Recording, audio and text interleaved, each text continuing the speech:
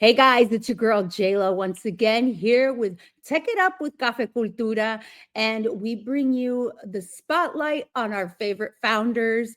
And today we have Eric Jones from Memberly. What's Hello, up? Eric. How are you? Another day in paradise. How you doing? I'm doing great. Thank you so much for being on the show. I want to get started right off the bat. Let's hit the ground running. Time is, like they said, time is money, and I know that you work hard and you have a lot of great things in the works.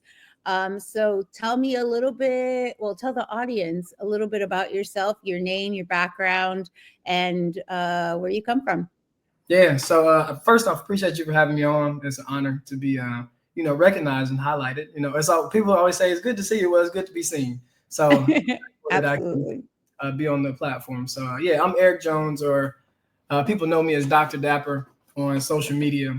Originally from Arkansas, now I live in LA. I've been in LA for 6 years now. And my entrepreneur journey, I've always been an entrepreneur. I never had a job. So I've always been a hustler and a go-getter and a just starter, self-starter. And my first business was a shoe business. So actually the shoes right behind me, how do I point right here? Boom, right there. That finger, boom, there it is. Those are my first shoes that I designed. My mom helped me start that before she passed away. So my junior year of college, I started a designer dress shoe business. Started off with men's shoes, then got into women's shoes. But yeah, a big part of my story is the people I've lost. I've overcome a lot of adversity. I lost my grandma, my dad, and my mom all before I graduated college. And now living in LA, that's a beautiful thing. I love LA. But yeah, that's like where I started in fashion. Then I got into hospitality. And then from the hospitality experience, that's what got me into the tech space about a year and a half ago, 2 years ago. So yeah, that's super high level, but we can go deep into, the shoes or hospitality, live events production, and then how that got me into tech with Memberly and my team that I'm building out over here.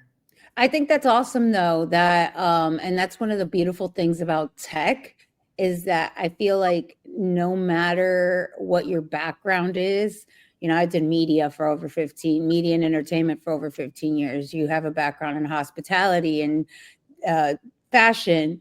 So I'm it's exciting to see how it comes full circle and you get to create something in a different space like tech.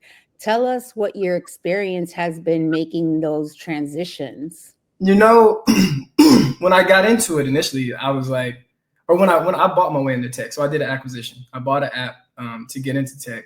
And when I first got into it, the landscape was very different. The timeline, I was like, maybe I made a bad decision.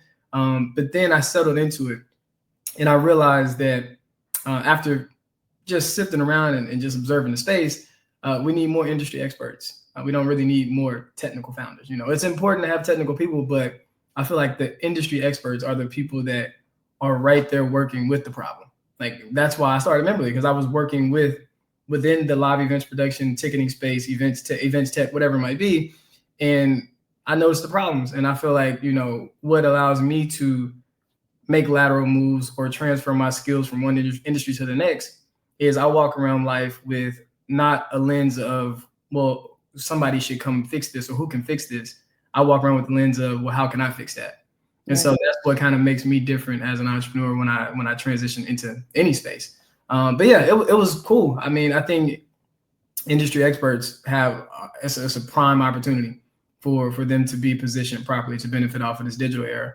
And I'm grateful that I can be kind of like a thought leader or a key person of influence that steps into the space and shows people that it's not out of reach. It's something that is obtainable. Because when we hear engineering, technology, innovation, we think it's something that's out of reach, we can't touch, we can never experience, we can never benefit off of. And I'm here to show people that, you are the perfect person to start that tech business because you've been in education for 20 years or you've been in media and entertainment for 20 years. Like you're the person that knows the industry, the verticals that haven't been innovated within, and you work with the people that are having the problems every day. So it's been smooth for me because I'm an entrepreneur at heart, but I'm really passionate about encouraging other industry experts to get into the space and paving the way and providing them a door to walk through to get into the space as well. So tell us a little bit about the birth of Memberly. I know you touched a little bit upon it, but Yeah. let's dig a little deeper. And what started it? What was this that spark that said, "Oh, this needs to get done"? This is it. So I built a company called the Outlet LA, and I had grown an email list of 60,000 people in LA. Wow. I had social media following of 40 some thousand people. So all these people were supporters of the 3 or 4 events that I would do a month. So I've done over 400 events, been recognized by LA Times, top producer on Eventbrite's platform, worked really close with their team, was a part of their creative collective, spoke at their summit. And I've generated well over $2 million in food and beverage revenue within that span of time that I built the outlet. And after, with all those, perks and benefits and just like accolades, there was still this really big problem. I lost $50,000 on one event, and that's enough to put any events business out of business. So when it pertains to what sparked Memberly, it was me talking to fellow event producers and curators and saying, "Yo, what's the biggest problem you're experiencing? Am I the only person losing money on events when I'm fronting the money up front, and there's no guarantee that I'll generate this revenue back from ticket sales?" So in every event, we would start from zero. You might sell out one event, but then the next event you might have 50 people. The next event you might have 100. So it's very volatile and it's unpredictable. You can't really scale. You can't build a true business with that revenue model. So after taking that big loss, I went to sleep one night and the business was kind of just going down and down and down. Industry was changing. And I was like, yo, what do I do next? And I thought about making a membership option for my community of people, of 60,000 people. And I went to sleep one night and I had a dream. And in that dream, it was like, you should create this platform and solve this problem for every event producer around the world. And I woke up from that dream and I started writing. I started ideating. I started talking to people about it. And that's what birthed Memberly, like from my pain. Like most products that are innovative products or needed in the market, they're birthed from somebody hitting the roadblock and saying, yo, this needs to change. This is outdated. This model doesn't work anymore. And yeah, that's what pushed me to do it, because I was losing money on events, and it was for reasons that were outside of my control and my reach. And I think ticketing is very outdated. We've been going to our favorite producers events with just individual tickets since the top of the 2000s. So it's like now it's time for a new model to be placed next to that. It's not like, hey, stop buying tickets, but hey, give these event producers a revenue tool, or a tool in general, that allows them to say, hey, I have this guaranteed amount of revenue that's coming in. I'm growing at this rate. We're projecting to reach this amount of capital that's coming in monthly, or monthly recurring revenue, because we're growing at this rate with memberships. So, and I can break down more like the concept, but that's what really pushed it. Just my own experience and me talking to fellow event producers and saying, yo, this is a big problem, and no big tech company is solving it properly. They're all pushing ticketing and marketing still, which leads to burnout. Did you ever have a fear that in talking in the ideation stage and even being, starting it, they always say that it's like work in silence. But when you have these ideas and you're kind of growing them out, you kind of need that village, right? You need that tribe. Yeah. Did you ever fear for someone or another producer or somebody with more money to come in and take it? Nah, because you know what? The idea is the easy part. The execution is hard.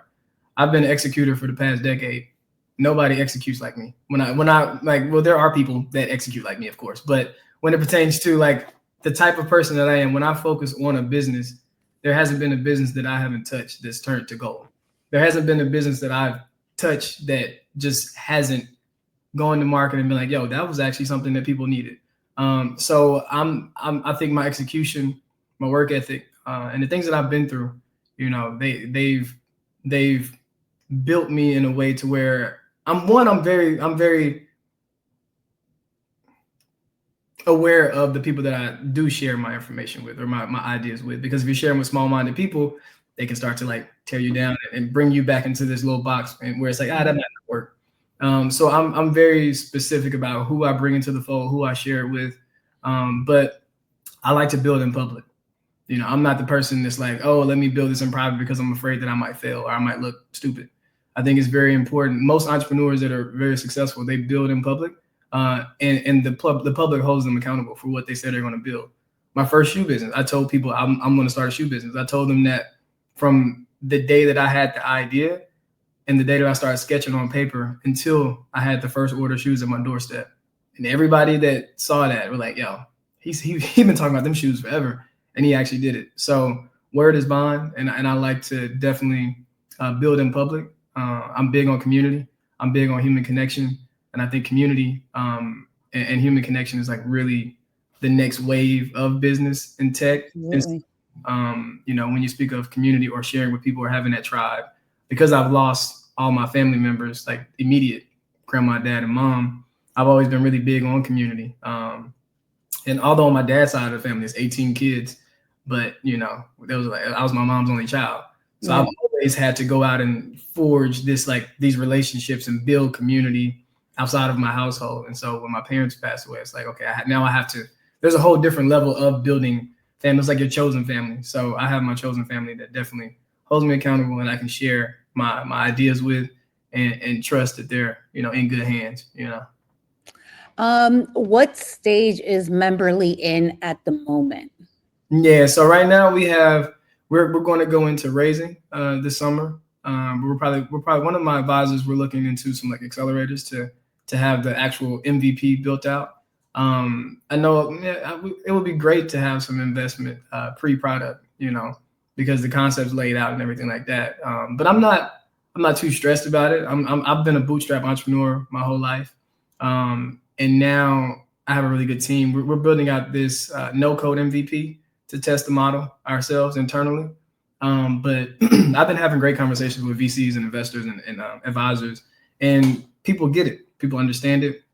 And so I'm pretty confident that we will definitely come across people that are like, yeah, we want to support this, even at the pre-product stage. But yeah, we're looking to raise this summer for pre-seed. That's where we at. After you start raising, you get into the next step of what Memberly is. Where do you see it going within the next year, and then the growth wise within the next 5? Yeah, where I see it going in the next year, our beachhead is LA. So we have a list of over 300 event producers in LA that we'll tap into and reach out to directly. So we'll start with about 4 to 5 of our my key connections that I feel like, okay, this is great. We can start with y'all. It's like the beta users, the people that just come in and be the first adopters of this platform. And then we'll open it up to these other event producers that I have a running list of that are in LA. And then after we get that, it'll be like a flywheel approach, because we'll have data to show like, hey, we've helped these producers generate this amount of money over this amount of time, consistent revenue that's guaranteed. So they're not stressed about ticket sales. They can actually focus on their community. They can actually nurture it. They can offer them perks. They can actually invest in more unique curated experiences for their members. And so, yeah, in the next, after we raise in the first year, that's what I foresee. I foresee the beachhead being LA, us capturing 10% of that market.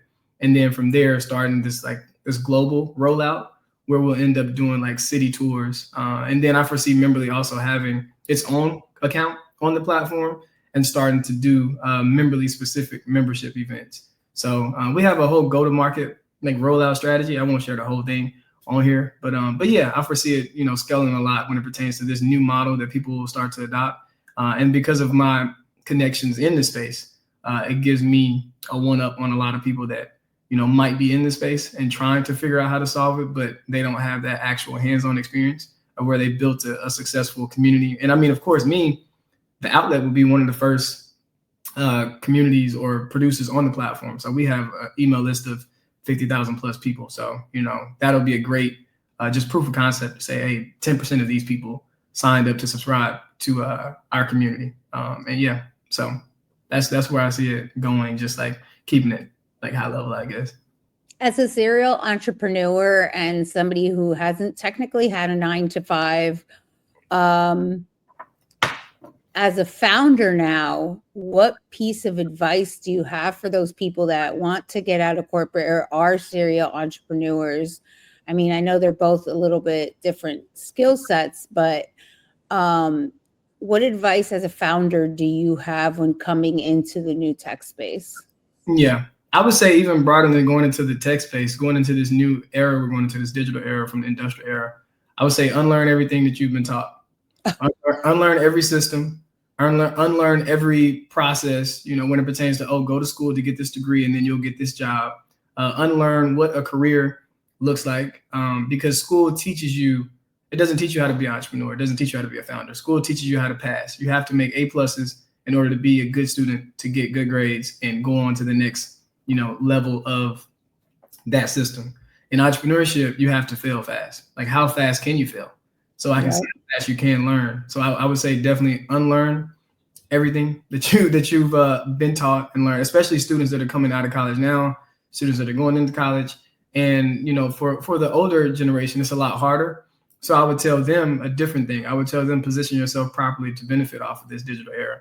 I would say leverage your expertise in that specific industry, and shift the lens from looking at problems as like something that somebody else needs to solve, and start to look at it like, how can I solve it based on my experience and leveraging my credibility, my credentials in this space.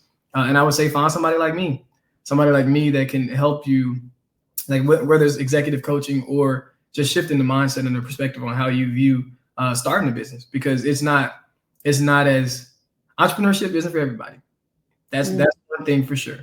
But if you feel pulled to create something and you feel like you don't love that job, we are in the driver's seat of our life.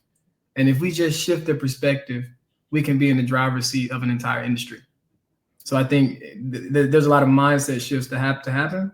And I encourage the older generation to focus on mindset shifting and connecting with somebody that thinks outside of the box of the system that we've all been placed in.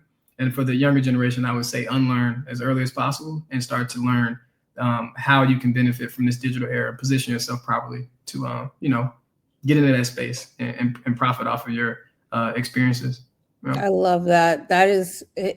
And that's one of the hardest things to do, is to unlearn things, especially as a minority. I feel we're so cultural as well that part of the culture doesn't allow those things, because of the old school family members or parents or grandparents that are raising us, that are saying, this is how you're supposed to do it. You're supposed to, go to school, go to college, buy a house, get married, like have a baby by this age.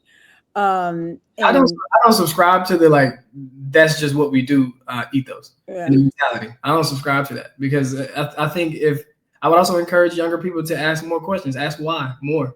Don't just go along with what anybody. Just don't just go along with what an industry says. Don't just go along with what an expert says. Just ask why. People don't like when you ask why, because they don't know why really. People don't know why.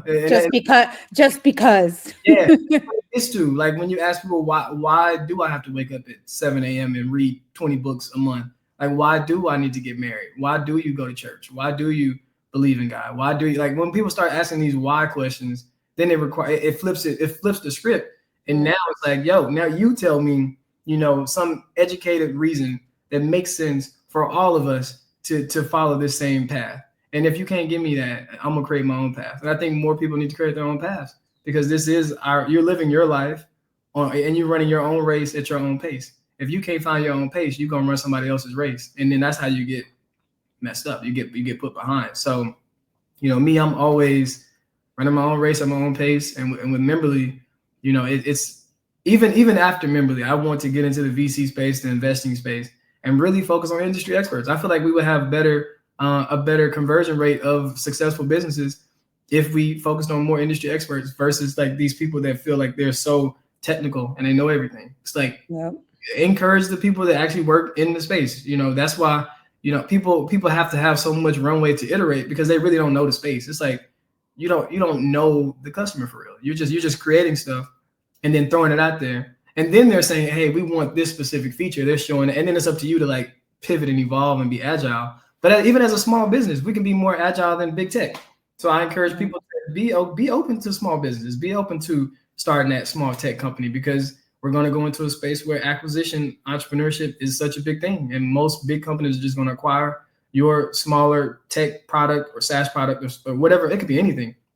So I think there's a big opportunity for people to, I call it nuanced tech, solve very niche problems for a very niche community. Because if you think about my competitors like Eventbrite or Posh or whoever, there's a big blanket over an industry. There's not a solution specifically for this yoga instructor or for this festival person or for this person that does R&B nights at a club that focuses on food and beverage minimums. They take this blanketed approach, and then you should just ask why. Like, why can't something be created to specifically focus on me and my community based on my experience? I know what we need, and we're trying to just squeeze into this like box that they've created. Yeah. And it's like, you don't have to squeeze into that. You can create something like I'm creating right now with my team. And that solves a problem for your peers and the people you work with that, I had this problem. Thousands of other people had this problem. One of my advisors worked at Posh. He knows they had this problem. That's the biggest problem that every event producer is having. And I even have a proprietary AI model that, is going to be a different approach to marketing for event producers. Wow. So making it easier for event producers to, really sustain and grow a true business and have that guaranteed revenue is like my biggest, goal. And it's not to just tear down the ticketing space. It's to add a tool that, complements it. But be a platform that really focuses on that. Like we do that well. Like Tesla does electric cars well. So you go to Tesla to get an EV car. Memberly, we do subscriptions focused on live event production. Well, like we don't got to be everything for everybody. Well, now I'm definitely feeling inspired, about to go write down some ideas of my own. You should. I mean, absolutely. It's a beautiful thing to like a figment of imagination turns into like, that's the first birth of your product. Like just writing it on a piece of paper. That's it. Like you bring it out, you bring something that doesn't even exist out of your mind and you put it into words on paper. And then to watch that process of it go from an imaginary thing to piece of paper, a real thing, to an MVP, to users, to like that process is so beautiful to me, and I just love it. So I'm excited for you to do that. It definitely looks like you are enjoying your journey, which I think is super important to do. The world goes by and you look back and you're like, man, I wish I would have enjoyed this a little bit more or stayed in the moment. And I think that what you said is so important and it really strikes home for me. Where is the best place to reach you, get in contact with you if there's any VCs or supporters that want to come help Memberly? Where can we get in contact with you? Yeah, so you got most of these people might be on LinkedIn, not Instagram, I guess. But you can find me on LinkedIn at Eric with the quote Dr. Dapper Jones, or you can email me at ericjones@withmemberly.com. You can find me on Instagram at the Dr. Dapper, or if you want to call me, you can call me at. No, I'm just playing. You're gonna put your phone number? I mean, I've had the same number for 20 years at this point. Anybody has it. Everybody texts me. But no, send me an email. I'm on LinkedIn. I love connecting. I love human connection. I love community. I love ownership of data. I love events tech. I love hosting. I love people. I think that's the most important part of this. I'm a very people-driven, relationship-driven person. So I love to connect. Would love to set up a 30-minute call with anybody interested in Memberly or want to learn more or want to support. I'm grateful for this opportunity. I love sharing. I'll end this. I always love sharing my story And I encourage everybody else to share their story, because your story is the blueprint to somebody else's success. I've seen it. Yes. Your story is the blueprint to someone else's success. You have to share your story. Share your story more often. Share the story more than the glory, because the story inspires entrepreneurs, and the glory tends to weed out. Well, the glory inspires the entrepreneurs, and the story will weed them out and inspire the true entrepreneurs. So I'm really big on storytelling, 1000%. That's amazing. I love it. And I can't wait to see where Memberly goes and where it takes off within the next couple months. And I'm going to make sure, because I loved our interview, to have you back on Oh and yeah, give us updates about what's going on and how else we can help and be there for Memberly. I appreciate you so much. Thank you so Nope. much for this. No problem. Thank you so much for being with us, Eric. And that was another episode of Tech It Up with Cafe Cultura. It's your girl, Jayla. Until next time, bye.